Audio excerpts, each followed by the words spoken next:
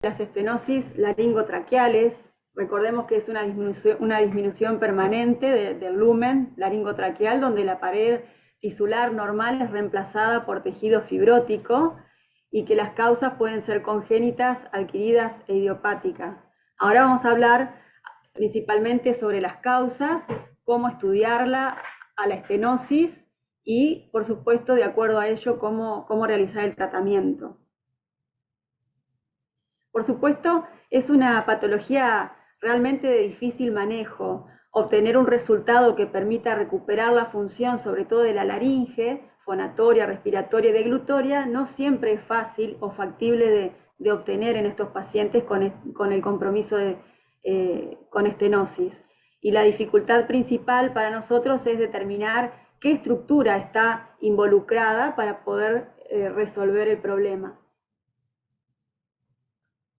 En cuanto a las causas, sabemos que, bueno, no vamos a hablar de las congénitas y de las estenosis de niños, solo nos vamos a enfocar a las de adultos, pero las causas de tipo congénito es la tercera causa de lesión congénita de la laringe después de la laringomalacia y la parálisis de cuerda vocal. En cuanto a las causas adquiridas, tenemos las traumáticas y las no traumáticas. Bueno, las traumáticas pueden ser posterior a un procedimiento que hagamos, por ejemplo, una cordectomía, sobre todo si está involucrada la comisura anterior, y el traumatismo post-intubación. También las causas no traumáticas, a diferencia de las traumáticas, generalmente no comprometen el cartílago del esqueleto laringotraqueal. Y estas causas son también bastante frecuentes y son las enfermedades de Wegener, las autoinmunes, la sarcoidosis, el reflujo, y en cuanto al reflujo, se ha descrito como factor predisponente en pacientes intubados que agravan a la condición de tener ya de por sí el tubo endotraqueal por el efecto nocivo del pH, que produce una laringitis química, una irritación química y, bueno, por supuesto, agrava de esa forma la lesión local.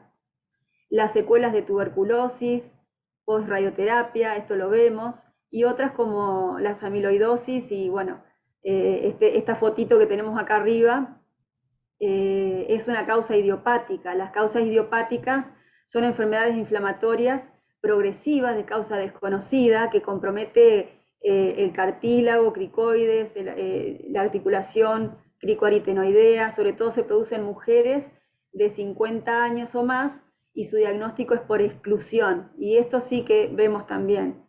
Y existe una teoría en cuanto a esto hormonal que trata de explicarla por el aumento en la producción de colágeno tipo 1 y 2. En cuanto a los factores predisponentes, tenemos los factores predisponentes del tubo, el tiempo de intubación y también que dependen de una laringe anormal. Esto estamos hablando de las estenosis adquiridas. Las del tubo, bueno, nosotros sabemos que lo que ocurre es que acá, en decúbito supino, el apoyo del tubo sobre la laringe produce daño por presión y de esa manera disminuye la perfusión de la mucosa. Sabemos que en los varones no tiene que sobrepasar 8 milímetros el tamaño del tubo y en las mujeres no más de 7 milímetros. La estructura más vulnerable es la mucosa y el mucopericondrio, sobre todo de la cara superomerial de los cartílagos aritenoides, la articulación cricoaritenoidea y también los procesos vocales y el cricoides. Con respecto a la presión del balón, el rango de seguridad del inflado es de 20 a 30 centímetros de agua medidos con esfingomanómetro. Muchos de los fibroscopios que nosotros compramos ya vienen con el esfingomanómetro para medir justamente la presión del tubo. Y bueno, la presión ideal en este caso es de 25 centímetros de agua. La presión de perfusión de la mucosa es de 34 a 40 centímetros de agua. Ya con 41 centímetros de agua y a partir de allí ya se produce una isquemia del tejido. Así que lo ideal es tener una presión de 25 centímetros de agua. Con un manómetro aneroide se miden milímetros de mercurio, de 18 a 22 es la presión ideal. En cuanto al tiempo de intubación, ya se considera una intubación prolongada en adultos cuando sobrepasa los 10 días, pero al séptimo día ya podemos pensar en realizar una traqueostomía para prevenir las lesiones, sobre todo laringeas, que son las más complicadas por la estructura de la laringe y por la función múltiple que ésta posee. En los neonatos pueden estar intubados 30 días y los niños 14 días. A partir de eso se considera intubación prolongada. Bueno, la traqueostomía no previene las lesiones traqueales si mantenemos una presión del balón aumentada, pero sí previene las lesiones laringeas, que son las más complejas.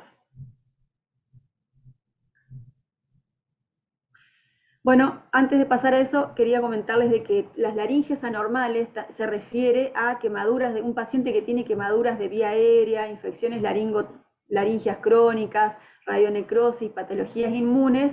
Esos también son factores asociados, digamos, o predisponentes a tener una estenosis.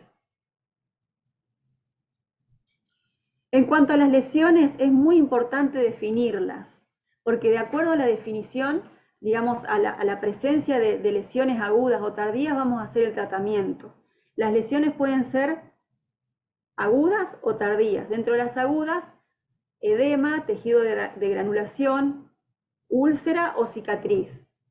Y esto, ya a las 2 horas de intubado el paciente podemos tener este tipo de lesiones, sobre todo edemas, y de ahí se empeora el tema. Cuando la presión ejercida por la pared del tubo o del balón sobrepasa la presión de perfusión, se produce una zona de isquemia que en pocas horas ya puede dar lugar a edema, inflamación, como vemos acá en la foto, edema, granulomas, úlceras.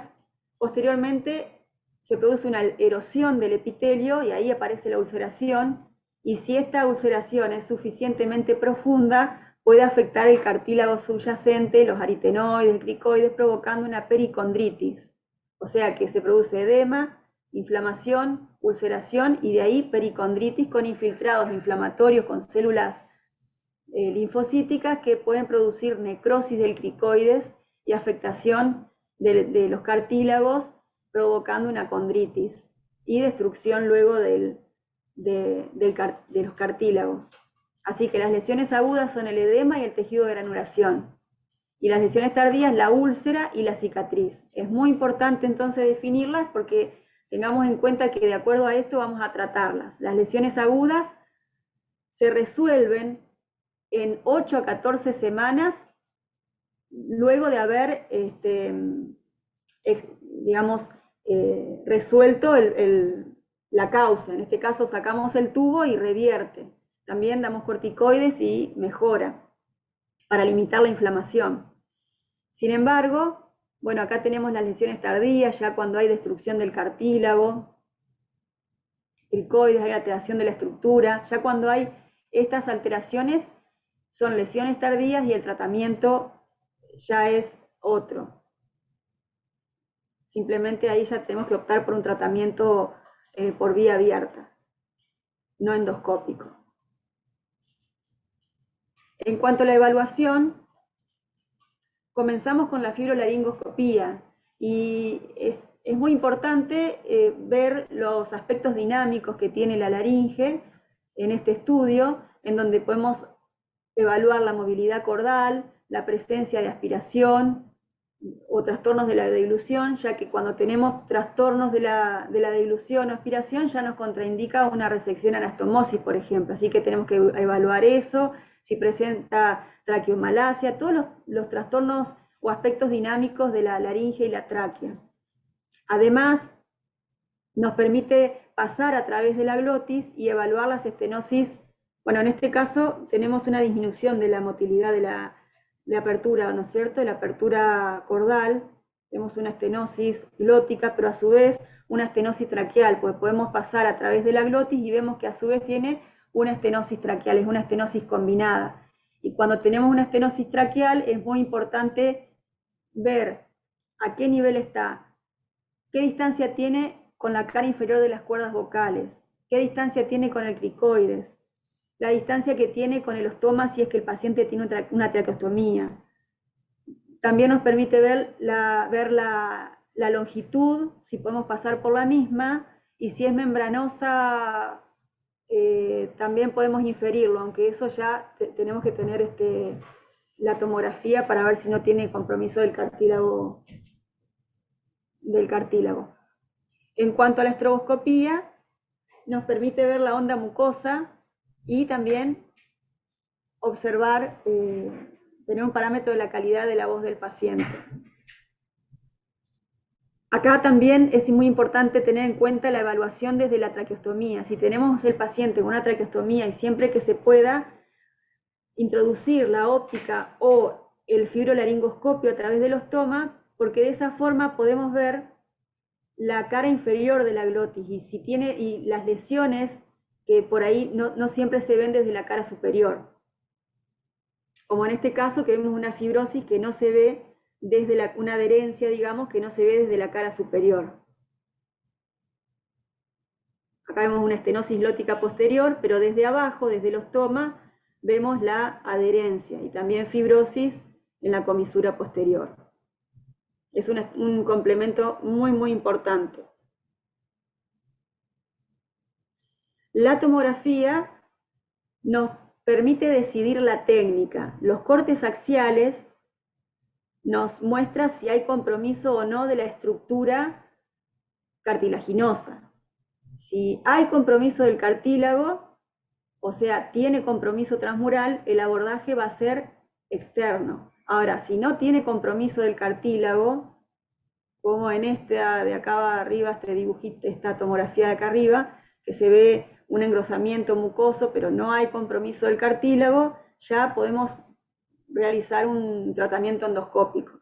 En los cortes, eso nos muestran los cortes axiales, y en los cortes sagitales acá tenemos una reglita a la derecha que la traspolamos a la estenosis que se observa acá en la luz, y podemos decir que mide 2 centímetros, o sea, nos muestra la longitud de la estenosis.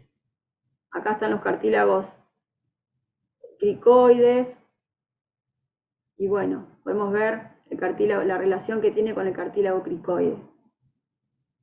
Cricoides, aritenoides. Lo que tenemos que hacer es pedir una tomografía sin contraste, de alta resolución, con cortes axiales y coronales, de alta resolución. Y en cuanto a la endoscopía directa, el otro estudio que nos permite evaluar, que es el gold estándar de la evaluación de las estenosis, con anestesia general, nos permite una excelente visualización de la estenosis, nos permite evaluar y diferenciar si se trata de una parálisis o una luxación del aritenoides o una fijación de una articulación crítico-aritenoidea, anquilosis, etc. Porque podemos palpar la estenosis, la articulación, las cuerdas, el estado de la articulación crítico-aritenoidea. Y mediante el ingreso de ópticas, como vemos aquí, podemos también palparla a la estenosis, ver si es dura o blanda, atravesar la misma, como hacíamos con la fibroscopía, si es que podíamos, observar la longitud de la estenosis, la distancia que tiene con respecto a la cuerda vocal, con respecto al cartílago cricoides, con respecto al ostoma. Son todos datos que hay que tener en cuenta para planificar el tratamiento. También nos permite realizar procedimientos terapéuticos de calibrado en el mismo momento, pasar una bujía, un balón para dilatar la estenosis, o hacer el calibrado con láser o con instrumental frío. Tenemos que tener muy en cuenta que el paciente con estenosis laringotraqueal tiene una vía aérea difícil, por lo tanto tiene que tener un consentimiento informado, autorizando una una traqueostomía si es que se requiere porque no pudimos instrumentar, porque se dematizó la estenosis y tenemos que recurrir a la traqueostomía. Así que siempre el consentimiento informado. Y además, en el momento de realizar el procedimiento de endoscopía para estadificar la lesión, tener la mesa de vía aérea difícil por cualquier eventualidad.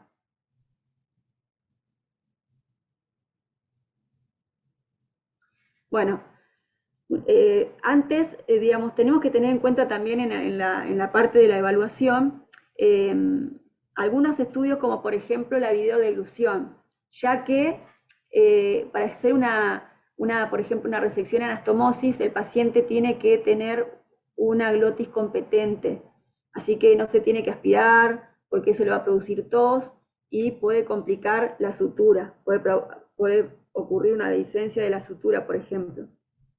Otro estudio que podemos pedir, además de la videodeglución, es una espirometría, pero bueno, como el paciente generalmente tiene un patrón restrictivo, digamos, obstructivo, quiero decir, bueno, es difícil tener un dato tan objetivo con la espirometría, pero bueno, está descrito. Y la clasificación, en cuanto a las estenosis glóticas anteriores, usamos la clasificación de Cohen. Acá vemos estenosis glóticas anteriores de diversos grados. El grado 1 es el compromiso de la luz de menos de 35% de la luz. Grado 2, entre el 35 y el 50%, el grado 3 entre el 50 y el 75%, y el grado 4 es entre el 75 y 90% del compromiso de la luz en las estenosis glóticas anteriores. No nos vamos a detener en el tratamiento de estas, ya que, bueno, es un capítulo aparte. Pero acá tenemos un ejemplo de lo que sucede muchas veces después de una cordectomía por un carcinoma, por una lesión, por una leucoplasia, lo que sea, que comprometa la comisura anterior. Es generalmente, bueno, corremos el riesgo de que el paciente termine con una estenosis glótica anterior o una sinequia, en este caso.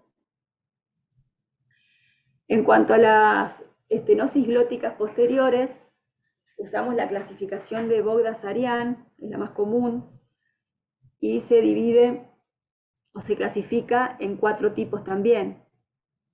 Grado 1, cuando hay una adherencia entre los procesos vocales o una banda.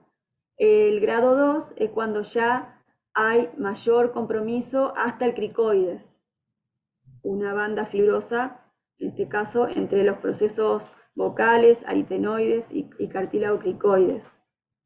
El grado 3 es cuando se afecta o cuando hay una alteración de una articulación cricoaritenoidea, y el grado 4 es cuando están las dos fijas, como en este video, que hay una estenosis glótica posterior por la de grado 4, ya que está afectada ambas articulaciones cricoaritenoideas. Y ya sabemos también que en la tráquea usamos la clasificación de Cotton en adultos.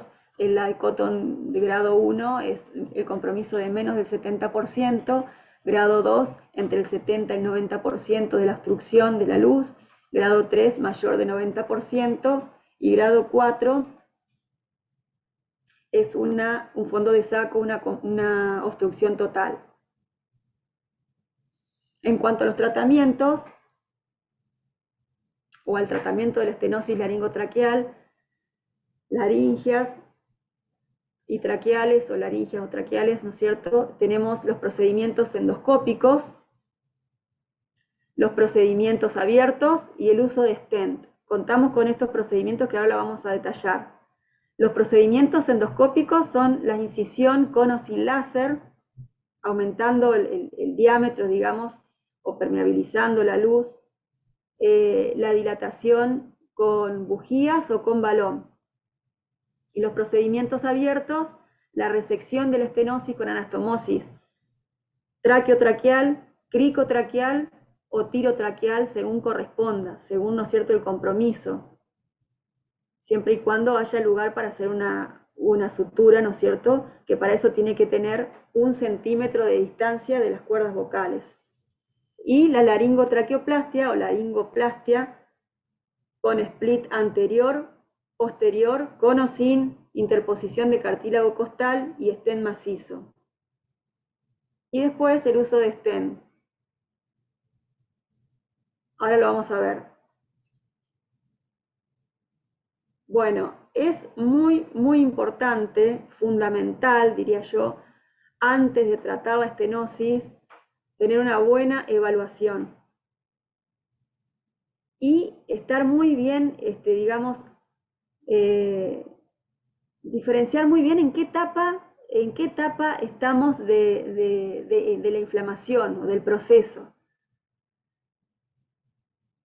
Cuando hay signos de actividad, como vimos en las primeras fotos, que hay edema, congestión, úlcera o granuloma, signos de actividad, ahí hay que esperar. Digamos, hay que esperar a la estabilidad de la estenosis, cuando ya se vuelve fibrosa, hasta que se vuelva fibrosa. ¿Y cómo esperamos? La laringe, desde el proceso, digamos, del evento traumático, del tubo, se debe esperar 1 año. Y lo mismo que la subglotis, 1 año se debe esperar la laringe. Y la tráquea, de 3 a 6 meses. ¿Y cómo esperamos? ¿Qué procedimientos nos permiten esperar ese tiempo hasta que sí podamos ver una estenosis o tener una estenosis madura, estable o fibrosa para poder hacer el tratamiento definitivo? En la laringe, en las estenosis glóticas posteriores, por ejemplo, realizamos la traqueostomía para esto, para dejar en reposo esa laringe y esperar el tiempo prudencial en donde ya vamos a tener la estenosis estable, la fibrosis. Lo mismo en la subglotis, realizamos una traqueostomía o la colocación de stent de Montgomery, y la tráquea, para esperar, digamos, el momento prudencial, realizamos la traqueostomía o podemos realizar la dilatación de la estenosis con láser, con instrumental frío o con el uso de balón, o también el uso de stent de Dumont. Eso, si hay algo que hay que acordarse, es bien, bueno, esta parte justamente de la conducta. ¿Qué hacer mientras tanto? ¿Y qué recursos tenemos? Si tenemos que realizar una traqueostomía en la estenosis traqueal, ¿dónde la realizamos? Donde está la tráquea enferma. Cuando abrimos los tejidos y vemos una alteración del diámetro, de la estructura, que nos marca el lugar de la estenosis, ahí es donde tenemos que hacer la traqueostomía, o inmediatamente superior al anillo enfermo, digamos, a la estenosis. Y en la etapa crónica, cicatrizal,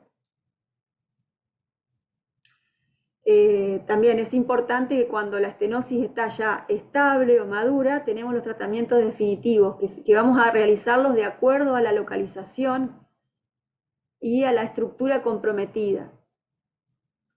Mediante la tomografía computada decíamos que podíamos ver si tenía o no alteración transmural. Y además la longitud de la misma, o sea que básicamente con lo que vemos en la fibro, en la endoscopía y en la tomografía podemos ver si tiene o no alteración transmural y la longitud de la misma y las características membranosas o no. Si no tiene alteración transmural,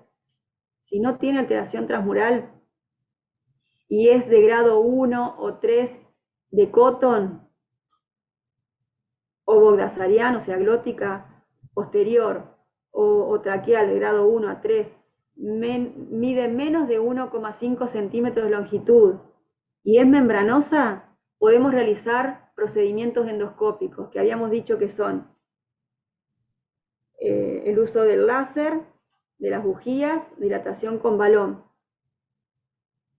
Y si tiene compromiso transmural, o bien es de grado 4, o sea, o no tiene compromiso transmural, pero es de grado 4 y mide más de 1,5 centímetros, vamos al abordaje externo. El gol estándar, o sea, lo mejor que podemos, la mejor, digamos, el mejor tratamiento con más éxito es poder realizar una resección anastomosis. Ese es el abordaje externo, digamos, gol estándar. Ahora, si es de grado 4 pero básicamente no hay lugar para hacer una anastomosis porque es subglótica, muy cerca, menos de 1 centímetro con respecto a las cuerdas vocales, o es glótica posterior. El tratamiento es la laringoplastia con split anterior, posterior, que ahora la vamos a ver a esto, cuál es el procedimiento, interposición o no de cartílago costal y stent macizo. Y ahora sí, vamos a mencionar y a ver los tratamientos específicos. Los procedimientos endoscópicos, como dijimos, están indicados en aquellas estenosis membranosas menores a 1,5 centímetros. Son la incisión con o sin láser y la dilatación, con balón o con bujías. Pero tiene una tasa de fracaso de 75%. Podemos agravar la condición inicial. Cada procedimiento que hagamos en la laringe podemos agravarlo porque provocamos edema, mayor inflamación.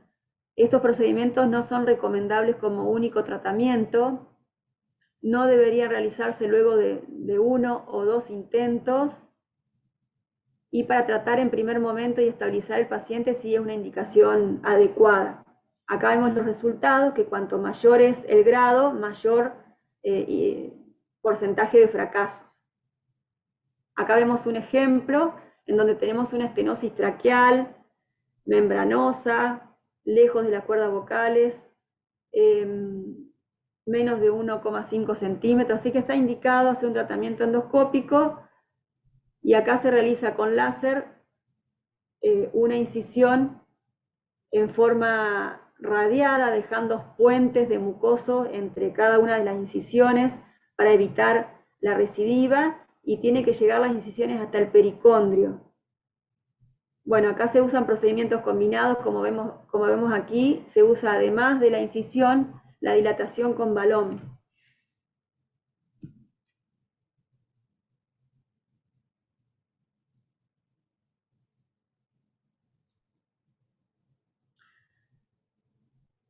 Y bueno, también se puede usar mitomicina C, bueno, está descrito. Esto lo que hace es disminuir el grado de formación de granulomas y el proceso inflamatorio. Y ahí es como queda ampliado el calibre de la vía aérea. Esto es un ejemplo, un paciente nuestro que tenía en ese momento 20 años, presentó ARM por 7 días y ya luego de 7 días de ARM evolucionó con una estenosis. Al mes del alta aparece a nuestro consultorio con estridor, con sola, y vemos acá lo que nosotros observamos es una buena motilidad cordal, una laringe sana, pero por debajo, a nivel del primero o segundo anillo traqueal, una estenosis. Vean ustedes los signos de actividad que presenta esta estenosis. Está congestiva, tiene signos de actividad en los bordes, así que no está indicado, además por el tiempo desde la RM, ¿no es cierto?, que al mes recién consulta, o sea que pasó un mes, dijimos que la tráquea debe estar en reposo 3 a 6 meses, esperando el momento donde la estenosis está madura, está estable, así que se decide realizar un procedimiento de espera. En este caso, nosotros, bueno, con la tomografía podemos comprobar que no tiene alteración transmural. Bueno, esto acá puede ser que sí, ¿no? Pero sin embargo, como vimos que es de grado 2, 3, básicamente, decidimos realizar un tratamiento endoscópico, pasando bujías. Esto se realiza con anestesia general, como vemos aquí, previa oxigenación, una preoxigenación, anestesia general. Antes de intubarlo, con una buena relajación, se pasan las bujías de tamaño progresivo, de menor a mayor, como vemos en la foto, y una vez que se dilata la bujía, con las bujías, recién ahí podemos poner el tubo endotraqueal para ventilarlo. También aprovechamos para evaluar bien esa estenosis pasando una óptica o un traqueoscopio. Pero siempre tenemos que tener la mesa de traqueostomía, siempre preparada porque son casos de intubación difícil. Y bueno, casi por terminar, vamos a hablar un poquito de los stents. Acá tenemos los stents de Dumont y los stents de Montgomery. Estos stents, como dijimos, no están indicados cuando la estenosis es corregible quirúrgicamente, sí nos permiten esperar el tiempo adecuado para luego resolverlas. Y se puede usar como único tratamiento o combinado con tratamientos endoscópicos o quirúrgicos. Acá vemos la colocación. El stent de Dumont se utiliza para estenosis bajas, el stent de Montgomery, como en esta fotito, para estenosis altas, subglótico traqueal. Lo que hace el stent de Montgomery es permitir la apertura de la laringe o el calibrado. Se coloca por debajo de las cuerdas vocales para evitar que esta estenosis progrese, cerrándose completamente, pasando de un grado 3 a una estenosis total. Esto hace que por lo menos se contenga la estenosis y el paciente al menos pueda fonar. Siempre se usa tapado. Entonces mantenemos la fonación del paciente. Bueno, en cuanto a los stents de Dumont, se deben cambiar cada 2 años, pero bueno, ya sabemos que eso es en caso de que el paciente no esté en condiciones quirúrgicas, que no son operables. Dejamos un Dumont para luego, y bueno, y ahí en ese caso sí lo tenemos que recambiar.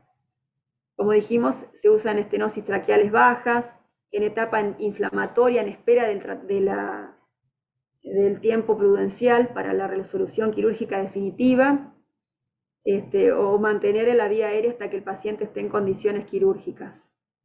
En cuanto al stent de Montgomery, se usa, como dijimos, en las estenosis traqueales altas o subglóticas y se recambia cada 6 meses. Tenemos que tener muy en cuenta eso, ya que, por ejemplo, hay pacientes que quedan con este tipo de prótesis y hay que cambiarlas. Y bueno, no sé cuánto sale ahora, pero son caras, y si no la cubre la obra social, bueno, también hay que tener en cuenta eso.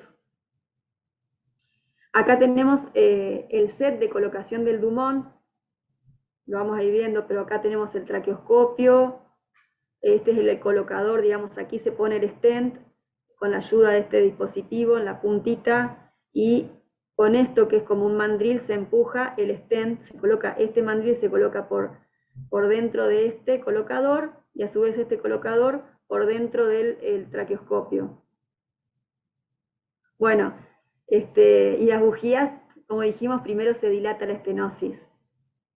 Así que bueno, todo este es el set de Dumont. Vemos acá este mismo paciente que al 7º día evoluciona, digamos, después de la dilatación, evoluciona con esta estenosis, o sea, la dilatación no duró casi nada, volvió a las 2 semanas. Acá no se ve muy bien porque, bueno, teníamos un fibroscopio un poco viejito, pero tiene una estenosis puntiforme, o sea que empeoró la condición inicial, la dilatación. Así que se decidió en este paciente colocar un stent de Dumont, porque no lleva ni un mes y medio de la RM, así que hay que esperar al menos 3 a 6 meses. Ahí se coloca el stent de Dumont en el colocador, digamos que es este, y luego el mandril, digámoslo así, lo empuja una vez que lo tengamos en posición, que lo pasamos a través del traqueoscopio. Ahí ya habíamos pasado las bujías de un tamaño menor a mayor, y bueno, a través del traqueoscopio se coloca el mandril adentro del colocador donde está a su vez el Dumont, y ahí se observa la estenosis, digamos, localizamos la estenosis y se coloca el stent. Y bueno, también a veces hay que recolocarlo o movilizarlo un poquito. Bueno, y el 7º día no sé, unos días posteriores, creo que pasaron 3 semanas, y el paciente viene también con un problemita, una de las complicaciones del Dumont, que es el desplazamiento hacia inferior, y vuelta a, digamos, a empeorar digamos, a recidivar, digámoslo así, la estenosis. Que vemos que de paso, los signos de actividad que tiene, ¿no es cierto? La congestión, son todos signos de actividad, que sabemos que hay que esperar, y todas estas maneras, estos procedimientos usamos para esperar el tiempo prudencial. Bueno, el Montgomery, Acá vemos un ejemplo de cómo se coloca. Vemos acá un paciente que a los 6 meses, este paciente pasó 2 años, se debe recambiar cada 6 meses, pero este paciente pasó 2 años, acá vemos en el quirófano, paciente relajado, voy a pasar un poquito más para atrás, con unas Bertolas, se toma desde inferior hacia arriba, esa es la maniobra para extraerlo, siempre desde inferior hacia arriba, porque puede seccionarse, como casi pasa con este paciente, se extrae desde inferior y luego la rama superior. Acá vemos que por eso mismo se extrae desde el inferior, ¿no es cierto? Porque vemos cómo en este caso está ya rota la rama inferior, y esto puede progresar y convertirse en un problema porque queda como un cuerpo extraño en la tráquea y hay que usar traqueoscopios para poder sacarlo. Y acá vemos cómo lo colocamos al Montgomery. Cortamos para que quede por debajo de las cuerdas, tomando como referencia el que tenía previamente el paciente. Y luego, bueno, dejamos los bordes romos con una lima. Y lo mismo se coloca desde la rama inferior y luego la superior, siempre comenzando por la rama inferior. Acá se bloquea para poder después ventilarlo. El paciente acá no está ventilando, ¿no es cierto? Se coloca en apnea, porque después clampeamos la parte superior y lo seguimos ventilando por acá. Ven que no está intubado, pero está en apnea. Las complicaciones del Dumont, ahí vemos un Dumont que está por encima de las cuerdas vocales, que le provoca al paciente voz áfona, disfagia líquido, así que bueno, siempre tener en cuenta que debe quedar por debajo de las cuerdas vocales en general, salvo que haya una estenosis supraglótica. Y también granulomas por debajo o por arriba de la rama, digamos, superior o inferior. Puede ser granulomas por debajo, como en este caso, o por arriba en la cara superior, en el extremo superior. Y en cuanto a los procedimientos abiertos, como dijimos, la resección de la estenosis con anastomosis, término terminal, es el gol estándar, traqueotraqueal, cricotraqueal o tirotraqueal. Este paciente, bueno, es un ejemplo, ¿no es cierto?, del procedimiento abierto. Se realiza una incisión longitudinal, incluyendo el ostoma en este caso, y se abren los planos hasta llegar a exponer el esqueleto laringotraqueal. Se diseca bien el ostoma, siempre hay que tener en cuenta de conservar la vascularización de la tráquea, de tener en cuenta de no lesionar los nervios recurrentes, porque si no vamos a dejar una laringe no funcional, digamos, una parálisis cordal bilateral, lo cual lleva a un fracaso del procedimiento de resección en anastomosis. Ahí se observa la estenosis, que es la tráquea está alterada, enferma, se hace una incisión por encima, luego por debajo, teniendo en cuenta que esta es la parte estenótica, entonces a nivel inferior de la estenosis, una incisión, y a través de allí, bueno, también en este caso hacemos una incisión vertical para poder explorar bien esa estenosis y los anillos que quedan. Se reseca, dejamos la pars membranosa in situ, digamos, no la sacamos, y bueno, se reseca y posteriormente, bueno, acá tardamos un poquito.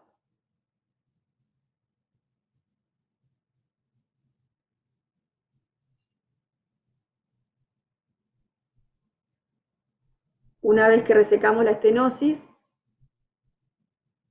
y observamos hacia abajo y hacia arriba los anillos traqueales sanos, entonces realizamos la sutura, que siempre se empieza desde atrás hacia adelante. No es necesario poner muchos puntos. comenzamos por los puntos, anudar los puntos que colocamos desde atrás, luego los laterales y luego anterior. En este momento ya no se ventila más por la tráquea, sino que directamente se avanza un tubo orotraqueal. Y aquí quedan los puntos. A su vez se coloca un punto en cabestrillo para disminuir la tensión de la sutura. Se utilizan hilos, puntos separados, anudo exterior, y bueno, y luego de esto hacemos la maniobra del gomero para ver si hay filtración de aire. La contraindicación que tiene esta técnica es la inflamación en el sitio de anastomosis. Bueno, digamos, los signos de actividad, como veníamos diciendo. La extensión mayor al 50% del largo de la tráquea, el compromiso de la porción proximal, o sea, una distancia de las cuerdas vocales de menos de 1 centímetro, una glotis incompatible porque hay aspiración, neumonías, tos, eso va a hacer que haya problemas con la sutura. Y la corticoterapia lo mismo, si el paciente venía tomando corticoides, hay que esperar, hay que, digamos, suspenderlos y esperar, ya que si no también se altera la cicatrización y bueno, lleva a fracasos. Y por último, la laringotraqueoplastia con un split anterior, posterior, interposición o no de cartílago costal, según corresponda, y la colocación del stent macizo. Este stent a los 2 meses se debe extraer con un procedimiento en microcirugía de laringe, digamos en el quirófano con anestesia general, y bueno, se extraen los puntos que lo fijan y se extrae a los 2 meses del procedimiento. Mantiene el calibrado de la laringe en este procedimiento. Acá vemos la laringe, se hace una incisión en la quilla, luego observamos la estenosis, la cicatriz, la fibrosis, que se hace una incisión, se abre el cartílago cricoides, se interpone un cartílago costal, al cual se talla de esta manera como si fuese una navecilla, en donde va a quedar apoyado, digamos, el cricoides en este surco. Esto queda para la cara anterior y esto para posterior. Se coloca el stent macizo con puntos y ese es el procedimiento. Por supuesto lleva siempre una traqueostomía, como vemos acá, porque va a estar el stent macizo calibrando la laringe. Y bueno, para terminar, hay casos especiales, como la estenosis y en un paciente que según la condición que presente su estado general. Las estenosis complejas, como habíamos visto en algún video, que estaba que era el compromiso de la laringe y de la tráquea. ¿Qué tratar primero? Siempre se debe tratar la laringe, porque sabemos que para la laringoplastia vamos a necesitar traqueostomía. Así que en vano está hacer un tratamiento traqueal primero cuando después vamos a necesitar una traqueostomía. Por lo tanto, siempre se debe tener una laringe, digamos, como se diría, una laringe, digamos, funcionante para luego tratar la traqueal. Y bueno, la estenosis post-cordectomía, como vimos, el tratamiento generalmente es el láser, y en el Wegener es un tema porque, bueno, tiene sus resultados que no son tan prometedores el tratamiento de la estenosis en estos casos. Siempre hay que tratarlo en lo posible cuando esté, o sea, sí o sí en condiciones inflamatorias del paciente, de lo mejor estabilizado posible. Y como conclusión, la causa más común de las estenosis es por intubación. Es muy importante hacer una correcta evaluación. Conviene resecar el segmento estenótico siempre que se pueda y tenemos que tener en cuenta de no agravar la condición inicial, esperar el momento adecuado, operar al paciente adecuado y elegir el tratamiento también adecuado. Y eso es todo.